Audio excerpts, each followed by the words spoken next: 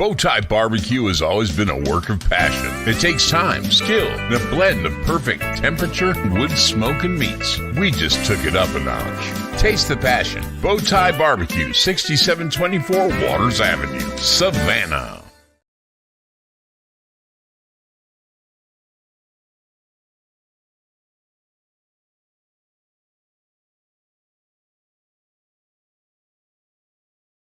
The Benedictine Cadets still undefeated, getting ready for Wayne County. We are at Bowtie Barbecue on Waters and the corner of Eisenhower. Coming out and join us every Thursdays. We talk to Danny Britt about his cadets and how they're progressing here in the 2023 season. Of course, go to watchbcsports.com or go to our YouTube channel, and you can like and subscribe to that page, and you'll get notified every time we go live here on the show. But last week, a trip to Brooklet. Wasn't supposed to be raining. It was kind of raining. It was misty. It was drizzly. It was. I said it on the broadcast, Coach. It was kind of reminded me of your state championship games the last couple of years, where it's not really raining, but it is. It's just kind of a nasty night. But you go to Brooklet.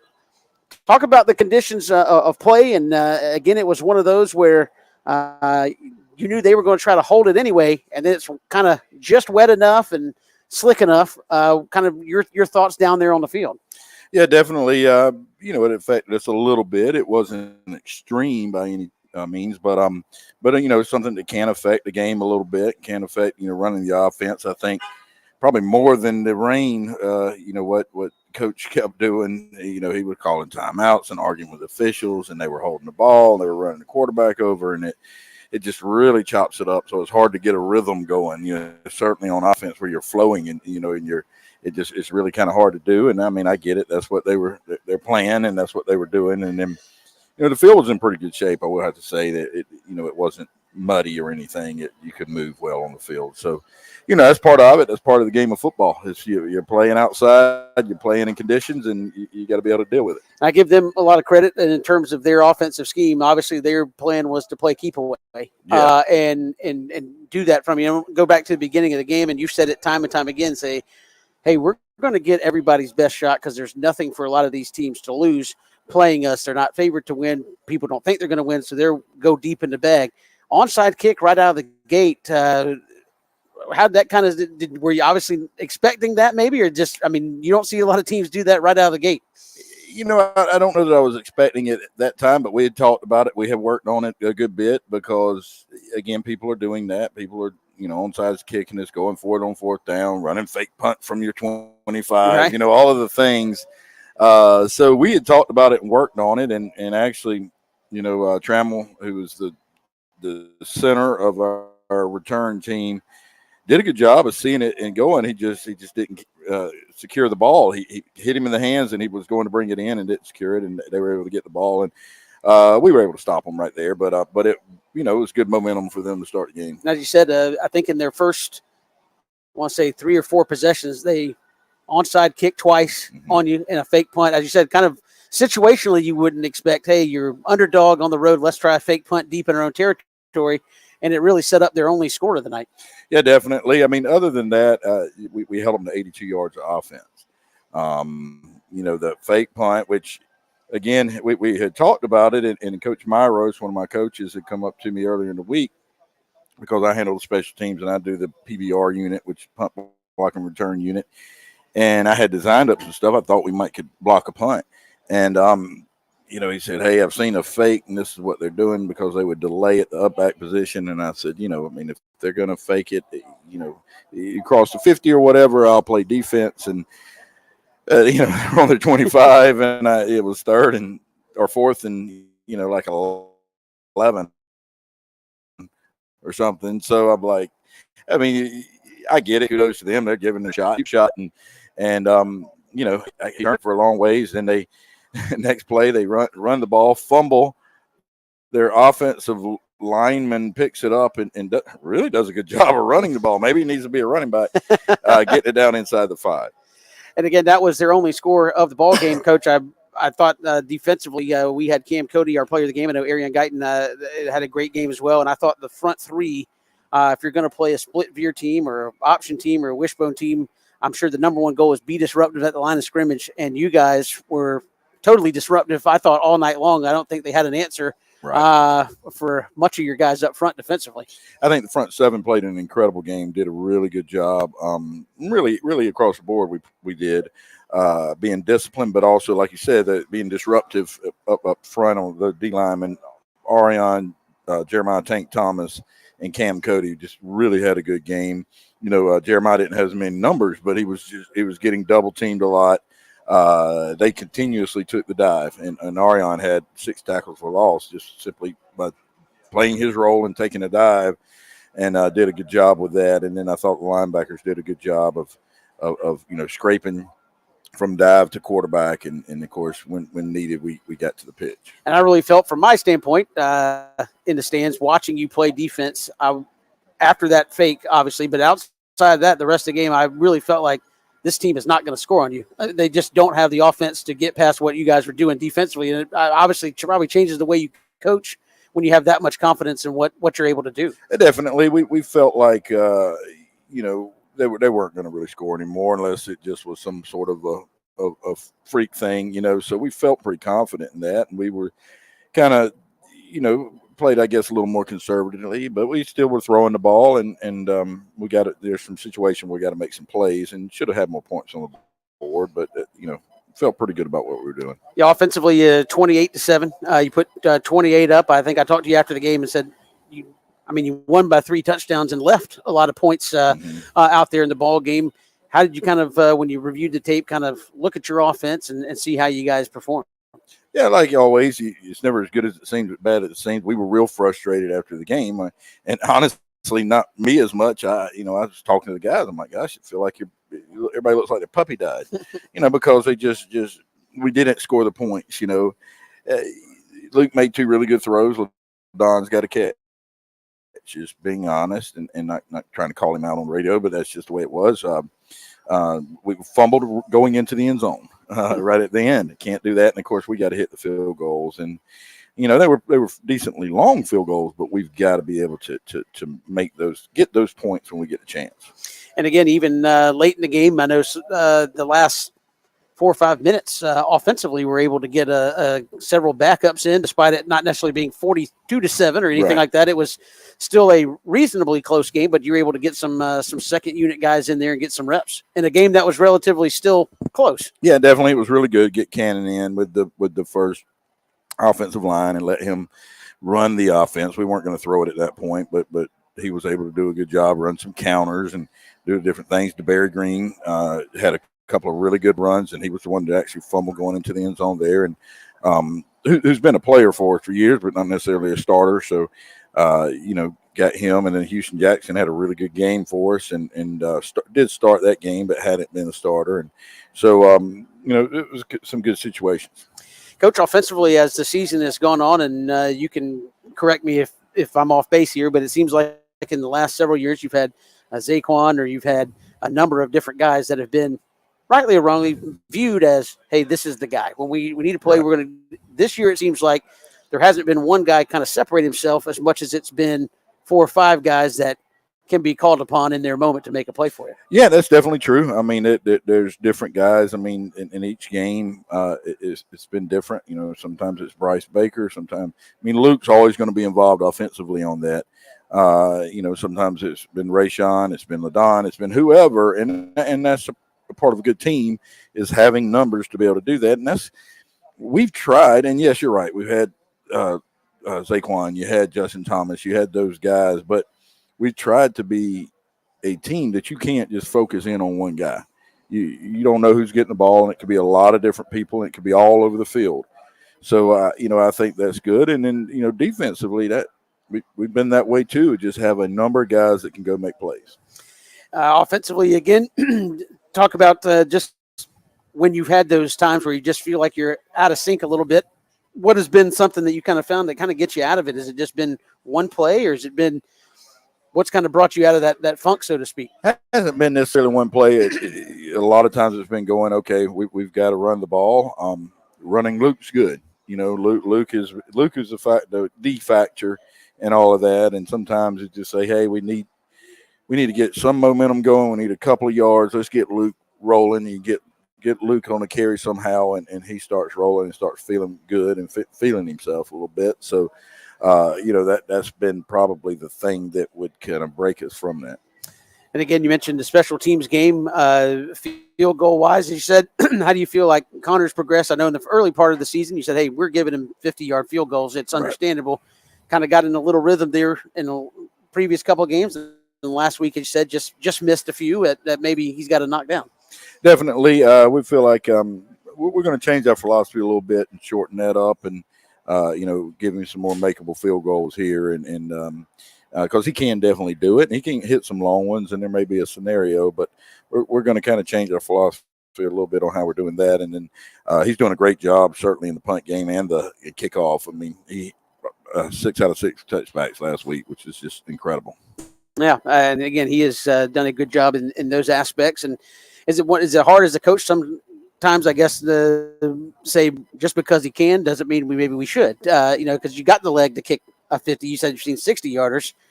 But as you said, maybe we got to dial that in and just, hey, find that comfort zone or whatever it is to get him rolling again. Yeah, you do. And that's part of it. And, we've let him, we've tried some very long ones, and you have to say, okay, it doesn't matter what you can do. It's just like a quarterback. It doesn't matter if he can throw it 70 yards if nobody can catch it, if nobody can run, go get it. So you have to do what you can actually successfully do. And that's what we're going to kind of change our mindset to. And a big win last week against Southeast Bullock to set up for this week's game at Wayne County. We are at Bowtie Barbecue here on Waters Avenue every Thursday for the Danny Britt Show. We're coming right back, and we're looking ahead to this week's matchup against the Wayne County Yellow Jackets.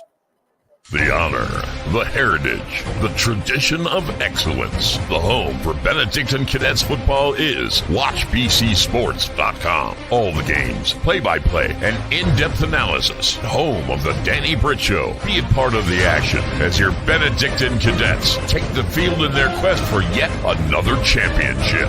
On the official home of the Cadets, WatchBCSports.com. And look for us on Facebook and Instagram at WatchBCSports.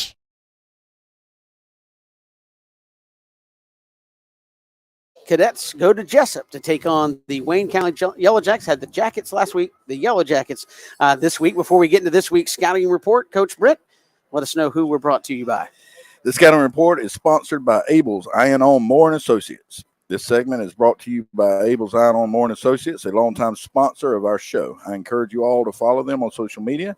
Sign up for their electronic newsletter. They give sound advice that you can use for a lifetime.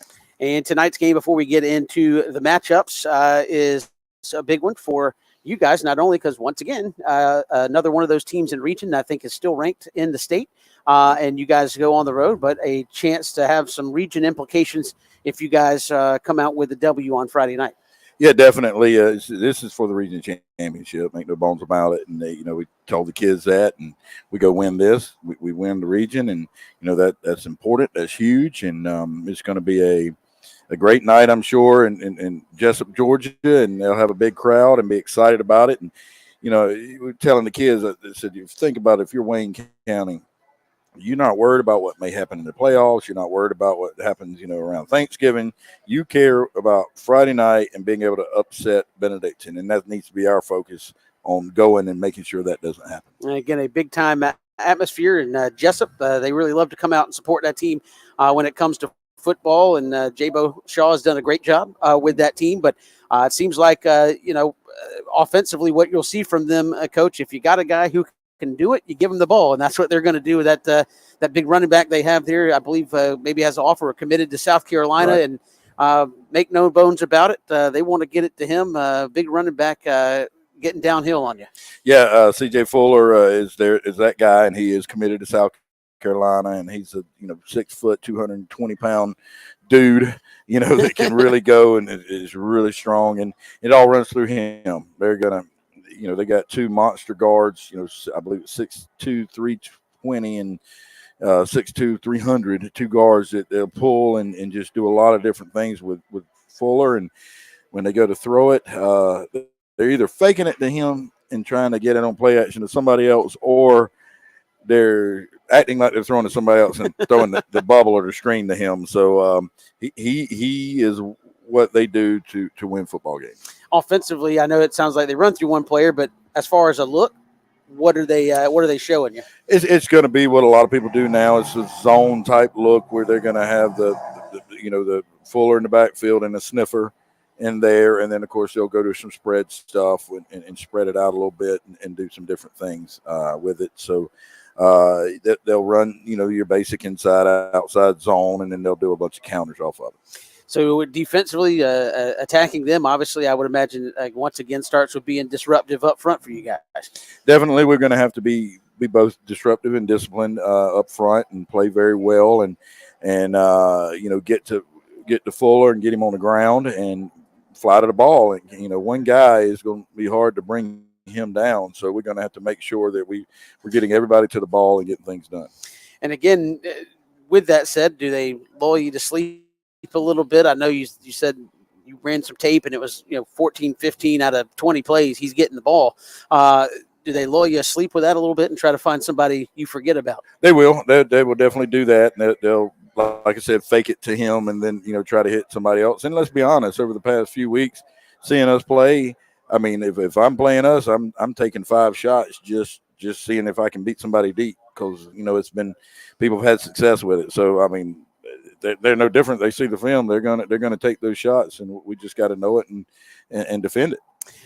Defensively, you said your front 7 played so well last week. The back 4 has been a rotation, mainly I think because of injuries and some guys that have been unable to go. How do you feel like they've handled the adversity they've been thrown here the last 3 or 4 weeks? I think they're handling it okay. We've made some adjustments. We got some different people in. We're moving people around, and we're going to see and trying to find the best people. One, because, like you said, of injury. We got injuries, got people out, and we got people who maybe aren't getting the job done. We're going to see who else can get it done. Injury-wise on defense, how you looking there? I know Zach's been out a couple of weeks. Wilkes Albert looked a little hobbled at times last week. I'm assuming he's okay, but where you at defensively? Yeah, Zach will not play again this week, unfortunately, and Wilkes is fine. So he'll be good to go. So, but we're still missing Zach. Offensively, obviously, Wayne, they'll put some big guys out there on defense as well. What are you looking at to try to go up against when you guys have the football? They don't just put big guys. They are freaks. I want to know who the daddies are and stuff. They are beautiful athletes that can really play. Run a 3-4, which of course anybody runs a 3-4 can also go to you can do an even and an odd front. You can change it up, go a 5-man look, 3-man look. So they do a number of different things, cover 3 and cover 4 in the secondary. We've seen it a lot. But they are really good football players. They run to the ball well, play very fast and physical. Defensively, they look a little bit athlete-wise, kind of like Ware, big and fast guys. Yeah, I think it's very comparable to Ware, yes. So when offensively, as you said, you guys have kind of ridden the wave of momentum with your offensive unit. What is kind of the key Friday night for you guys to continue? I don't know. I guess you've come out hot and then kind of stalled out and finished strong. What do you think is going to be the key for you guys on Friday? I wish I knew the exact answer. I don't know. I mean, we've come out on fire and just gone back to sleep. We've come back asleep and then lit on fire. We've done sporadics. Yeah, I don't know what if we can put this thing together, just put it all together, we're going to be really good.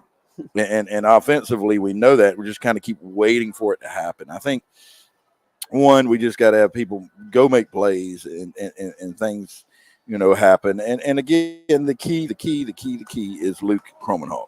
And if, everything he does, if we're not having a lot of success, again, we're going to try to just run him, get him some movement and get him going. Do you think the guys offensively, I don't know if Coach Phillips feels that, but you think the guys offensively, because there's so much talent, it's almost the expectation is, well, if you guys don't score 42, you had a bad night or something didn't work right. I mean, do you feel that a little bit with kind of how many athletes you guys have on that side of the ball? Well, and we're missing quite a few because of injuries, but yeah, we all feel that is an obvious case that we're 8-0.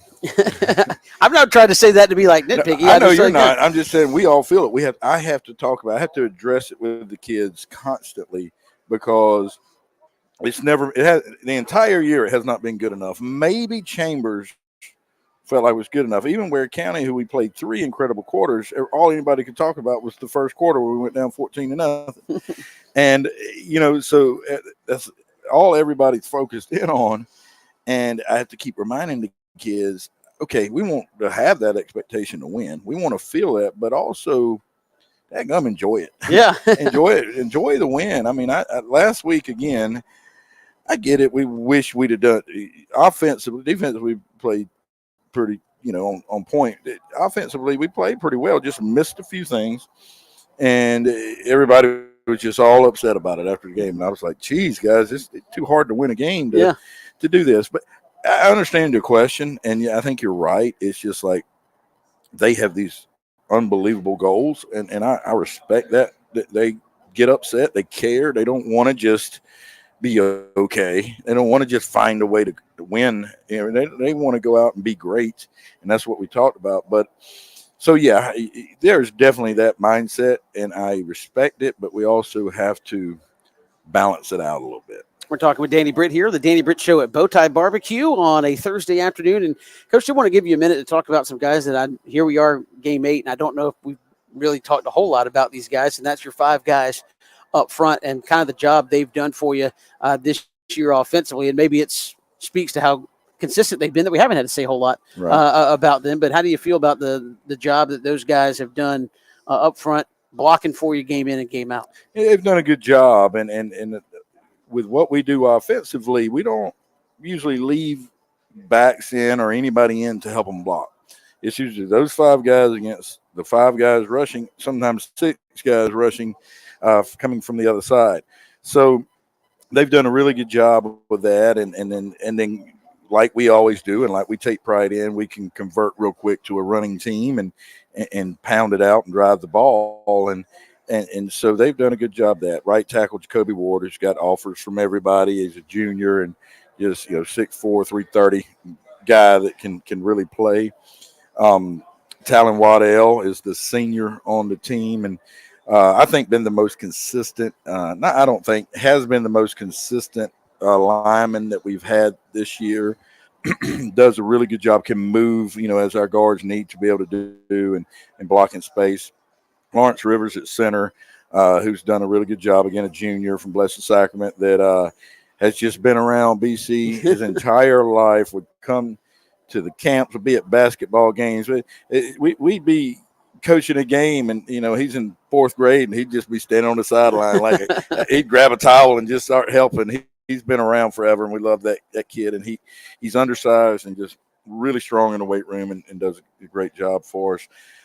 Ralph Scroggins, who is Third's brother. You hear a lot about Third with all his offers and stuff, but his brother is Ralph, and is a guard, replaced Ian on from last year, has done a good job and really quietly just done his job. And then Cole Walker's the left tackle, who's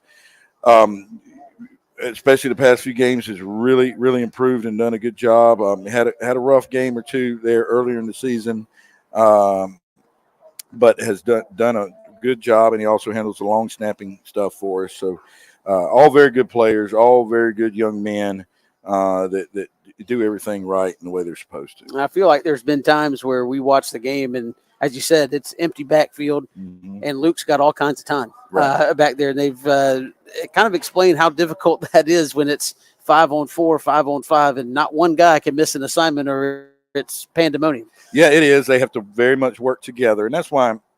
And people don't understand it, but that's why you don't usually rotate linemen, because they have to develop a synergy and a ability to work together and do different things and know what the other one's doing, and they continue to get better at that. And obviously, again, like I said, we don't have an offense. Our offense is making you defend the entire field, so we got to have a lot of guys out there running. So we don't usually leave guys in to help them block. So a lot of times they're on their own. They've done a tremendous job. Here we are into week 9. Boy, it's got here quick, as it always does. You mentioned kind of still work in progress, and I guess could be viewed as a good thing that, hey, you feel like, hey, we're 8-0 and you haven't played your best football yet. And I know that's a building step that every coach says, well, hey, when week one of the playoffs, we want to be as good as we've been all season long. And I think maybe a testament to these guys that, hey, we're 8-0, and I don't know if week in, week out, you've ever come to me post-game and said, man, that's as good as we could play. I mean. We haven't done it yet. We haven't seen it yet. We haven't seen a full game yet from us. And I'm waiting. And I keep talking to the kids about it. They're talking about it. It's not like they're dumb and don't realize what's going on. They're like, if we put it all together, offensively, defensively, special teams for 4 quarters, we're going to be we're going to be special. And again, as you come down the stretch, we mentioned the game tomorrow night, a win, and you are region champs again. And I know that's something that can become old hat, but just how important is that to win the region, be the number 1 seed, get a home game in the playoffs, and kind of play it out from there? It's very important. First of all, it never will become old hat to me. I don't care. I get excited about every win. And even when I'm frustrated maybe about what we did or didn't do, I'm excited about a win. And so I certainly would be excited about a region championship. And these guys will be too. And it definitely will be earned this year. Very good region. A number of us have been ranked in the state the entire year. So we know it's going to be a major challenge to go do that. The kids know that. And so we're going to be excited if we can go make that happen. And just based on what I've seen, wouldn't be surprised if you get into the playoffs and 3 of you guys are still around pretty deep into that out of this region. I tell you what, I if I'm from another region, I wouldn't want to play any of the teams in here. Us, Wayne, Burke, New Hampstead. Oh my Lord, it all can beat anybody at any night. It's been a fun region to follow. And again, Wayne County coming up tomorrow night, a win, and BC is the region champion once again. And that leads you up to the final week against Islands. That will be on a Thursday night, and we'll have the coaches show next Thursday here ahead of that ball game. Is that I believe it's a little earlier kick for you guys next Thursday. Is it 7, I think? Don't I put you on the spot? Put me on the spot. It's got to be earlier, so it's probably 7, if not 6:30. But I haven't even thought about it. I know you don't look ahead. I asked the question like he's not looking past Jessup tomorrow night, so in Wayne County. But again, good to have Coach Danny Britt here with us for another edition of the Danny Britt Show. We'll have the game for you tomorrow, 7:30 from Jessup right here. WatchBCSports.com and on our YouTube channel. Go to the channel, like and subscribe, and you'll get notified every time we go live talking about the cadets. And tomorrow night we'll be in Jessup with BC and the Wayne County Yellow Jackets. For Danny Britt, I'm Kevin Thomas. Have a great Thursday afternoon, and we'll see you tomorrow night in Jessup for BC and Wayne County.